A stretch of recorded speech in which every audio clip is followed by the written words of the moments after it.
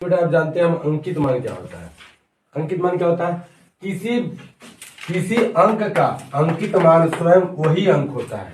कहने का मतलब है, मान लीजिए 5 का अंकित मान कोई पूछे तो 5 ही रहता है। वही कह रहा है यहाँ पे, किसी अंक का अंकित मान स्वयं वही अंक होता है। फिर मैं नोट में लिख चुका हूँ बेटा, जो नोट में लिखा हूँ देखिए ध्यान से। किसी भी अंक का अंकित मान अपरिवर्तित रहता है। मतलब अंकित मान क्या होता है? बदलता नहीं है। मैंने 7 का अंकित मान पूछा तो 7 का अंकित मान वही अंक होगा 7। मान लीजिए 9 का अंकित मान कोई पूछ लिया, क्या होता है? तो अंकित मान क्या होता है? 9। अंकित मान और जाति मान एक ही होता है।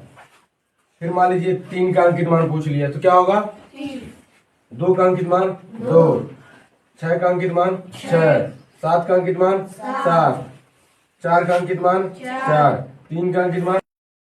चलिए बेटा जी, हम जानते हैं स्थानीय मान। स्थानीय मान क्या होता है?